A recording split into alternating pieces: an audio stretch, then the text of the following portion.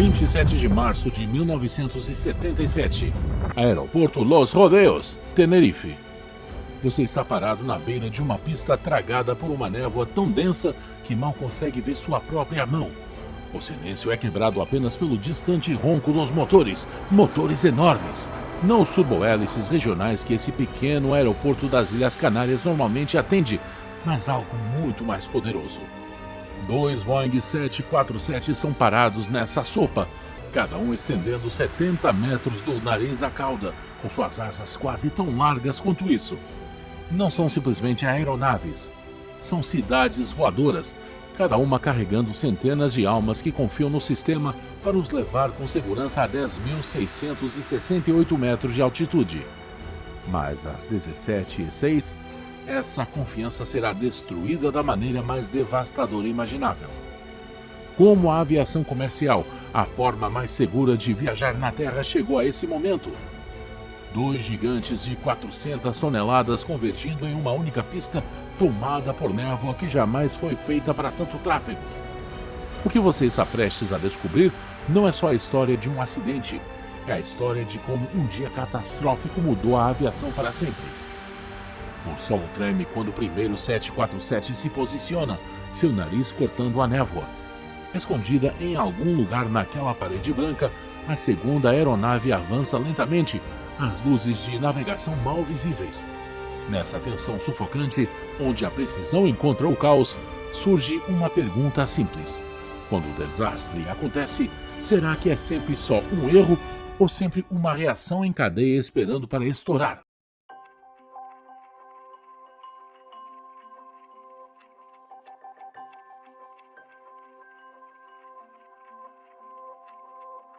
Amanhã começou como qualquer outra viagem transatlântica. Passageiros embarcaram com sonhos de férias. As equipes seguiam suas listas de verificação habituais e o ritmo das viagens aéreas modernas vibrava pelos terminais da Europa. Então, no instante, tudo mudou. Uma bomba explodiu no aeroporto de Gran Canária, o principal centro das Ilhas Canárias. A explosão fechou toda a instalação, forçando muitas aeronaves a desviarem para uma das poucas opções próximas, o pequeno Los Rodeos, em Tenerife. Imagine isto: um aeroporto projetado para tráfego regional de repente hospedando uma parada de jatos wide-body. À tarde, o pátio parecia um estacionamento lotado. Aeronaves estavam ponta a ponta, cada centímetro ocupado por gigantes ilhados. A equipe de solo, acostumada a lidar com poucos voos, agora gerenciava voos internacionais com milhares de passageiros. Caminhões de combustível desviavam entre caudas imponentes. Veículos de catering se espreitavam por espaços impossíveis. A pressão era sufocante e só piorava. No centro desse caos estavam 2 lendas. KLM 4805, comandado por Jacob Veldhuizen van Zanten, um piloto tão respeitado que seu rosto estelava as campanhas publicitárias da KLM. Seu Boeing 747-206B carregava 234 passageiros, e as rígidas regras de tempo de serviço significaram que, se não decolassem logo, ficariam presos a noite inteira. Do outro lado do pátio estava o Pan Am 1736 Clipper Victor, comandado pelo capitão Victor Grubbs. Seu 747-100 levava 364 passageiros cada vez mais inquietos, cujos horários tinham sido destruídos pela explosão da manhã. À medida que a tarde caía, algo ainda mais sinistro apareceu: neblina. A visibilidade despencou para menos de 300 metros. A carga de trabalho na torre explodiu. Cada chamada de rádio ganhou peso exponencial. O que arrepia é que isso não foi uma falha catastrófica isolada, foi uma tempestade perfeita de problemas comuns convergindo de maneiras extraordinárias. Tire qualquer elemento, a bomba, o nevoeiro, a superlotação, e 583 pessoas teriam vivido para ver outro dia. Mas o caos não se anuncia. Ele cresce, pedaço por pedaço, até que o impensável se torna inevitável. Recebe instruções de táxi pela única pista, desviando de aviões estacionados como navios gigantes em um porto que não conseguem ver. Dentro do cockpit da KLM, a voz do capitão Van Zanten permanece calma, mas a urgência é inconfundível. O tempo está se esgotando. O controle de tráfego aéreo, com palavras carregadas de sotaques espanhóis, transmite autorizações por rádios estalando: táxi até o fim da pista e aguarde novas instruções. Mas é aqui que fica aterrorizante. A clareza já está se dissolvendo. No cockpit da Pan Am, o capitão Grubbs e sua tripulação procuram desesperadamente sua saída designada, C3. A névoa é tão densa que até as enormes placas das pistas desaparecem no vazio branco. Eles perdem a saída, continuando a rolar ainda mais pela pista. O controlador da torre também não consegue ver nenhuma das aeronaves. Ele está voando às cegas, gerenciando um quebra-cabeça mortal apenas com vozes pelo rádio e fé. Transmissões sobrepostas entopem a frequência. Mensagens críticas colidem no ar, criando aquele zumbido heteródeno infame que afoga comunicações vitais. Agora vem o momento que selou o destino de todos. A KLM alinha-se no limiar da pista. Os motores aceleram ao máximo. O capitão Van Zanten, sentindo o peso esmagador das restrições de tempo de serviço, reconhece sua autorização de rota. A resposta da torre, um fatídico OK, paira no ar, cheio de estática. Mas OK significava liberado para decolar ou apenas mensagem recebida? A KLM avança estrondosamente, 400 toneladas de metal acelerando contra um muro de neblina. Exatamente nesse momento, a Pan Am transmite freneticamente: ainda estamos taxiando na pista. A transmissão colide com outra chamada de rádio. As duas mensagens desaparecem no caos eletrônico. De repente, da névoa, as luzes de pouso aparecem diretamente à frente. A tripulação da KLM puxa rápido os controles, tentando desesperadamente levantar voo. O enorme jato tenta subir, mas a física não perdoa. A 140 nós, o trem de pouso da KLM rasga a fuselagem da Pan Am. O metal geme, o fogo irrompe. Em segundos, a era mais segura da aviação torna-se sua hora mais sombria. Você já se perguntou quão rápido tudo pode mudar? Como um voo rotineiro pode se transformar em um pesadelo num piscar de olhos? O impacto libera um inferno instantâneo. Ambos os 747 carregam mais de 45 mil galões de combustível de aviação, suficiente para abastecer uma pequena cidade por dias. Em segundos, tudo se transforma em um fogo furioso que transforma as aeronaves em crematórios. Dentro do Pan Am 1736, o mundo desaba. A cabine se enche de fumaça acre e calor sufocante. Passageiros gritam em meio ao caos, rastejando sobre os assentos destruídos e o metal retorcido, desesperados em busca de qualquer clarão de luz. A comissária Dorothy Kelly lembra do horror. Eu rastejava sobre destroços em chamas, procurando ar, procurando vida.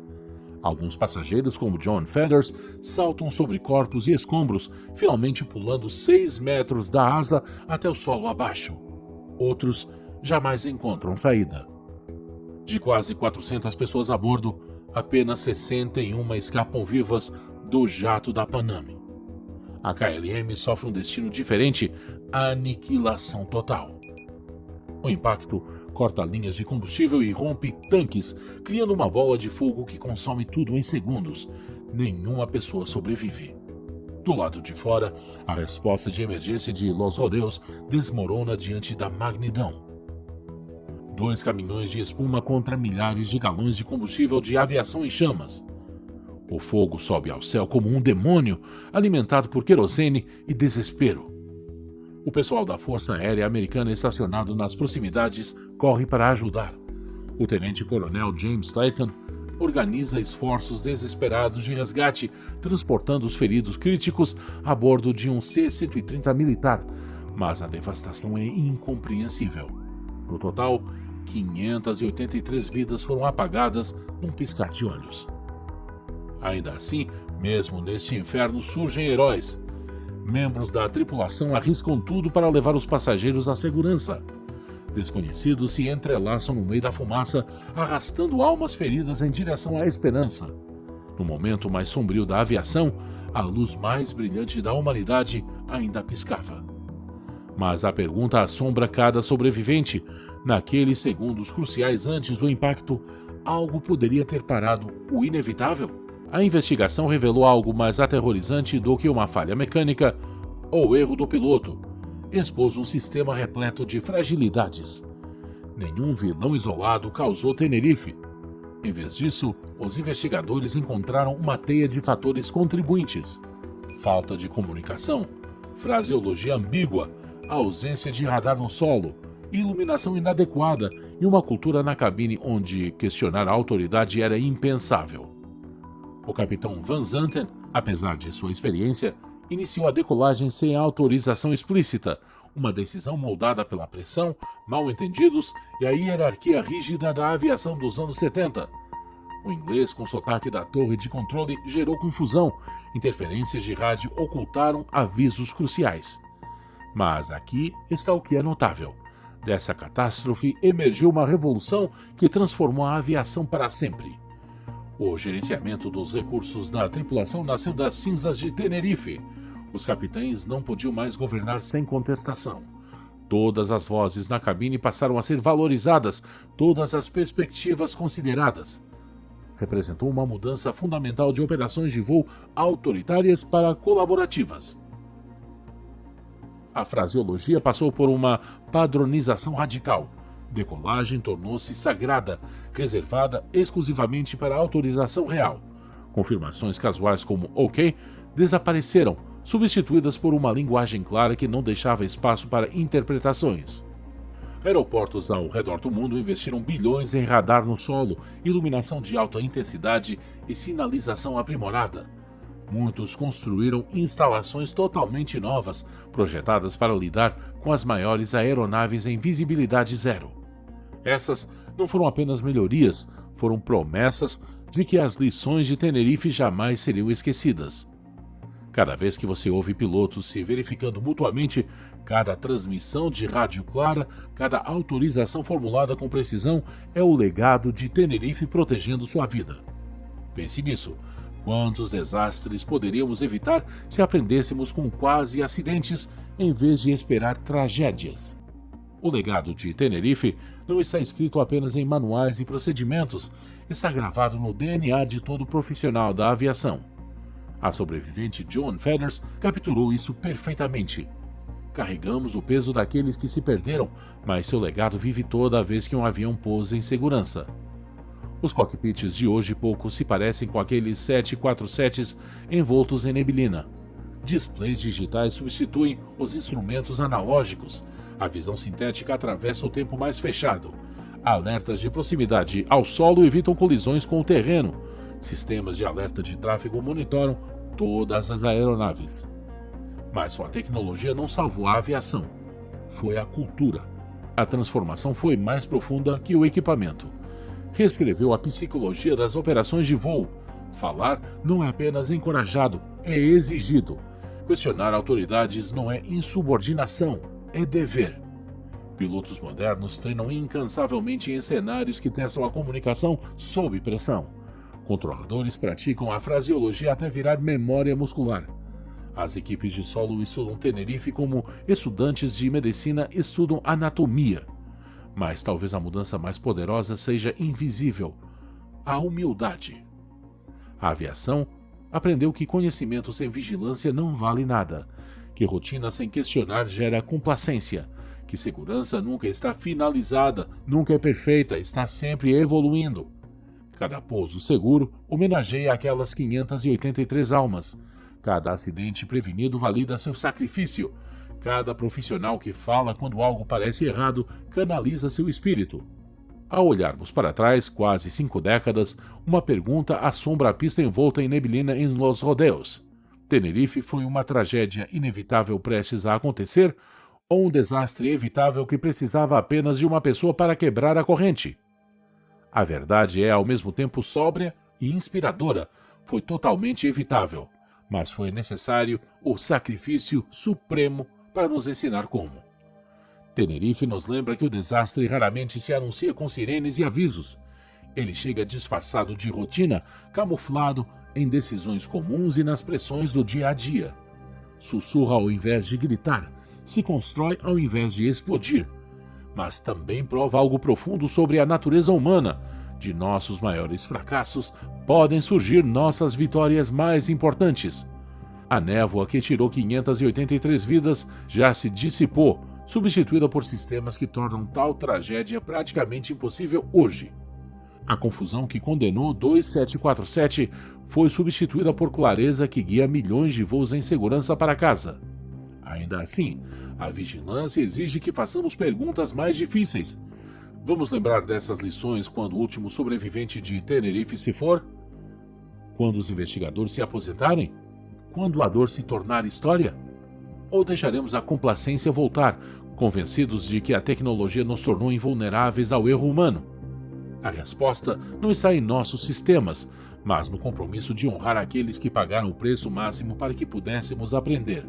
O legado deles não é apenas céus mais seguros, é o lembrete eterno de que na aviação, como na vida, a sobrevivência depende de nunca esquecer o quão rápido tudo pode mudar. Na próxima vez que embarcar em uma aeronave e ouvir aquele bate-papo nítido no rádio, sentir a pressão da decolagem, testemunhar a coreografia cuidadosa do voo moderno, lembre-se de Los Rodeos. Lembre-se que toda viagem segura carrega dentro de si a sabedoria comprada com 583 vidas insubstituíveis. No fim, resiliência não é apenas sobreviver a tragédias, é transformar essa tragédia em triunfo. Das cinzas de Tenerife surgiu a era mais segura da história da aviação. Isso não é apenas um legado, é uma promessa escrita nas nuvens, honrada a cada chegada segura, defendida a cada profissional que se recusa a deixar a história se repetir. A névoa se dissipou, mas a vigília nunca termina.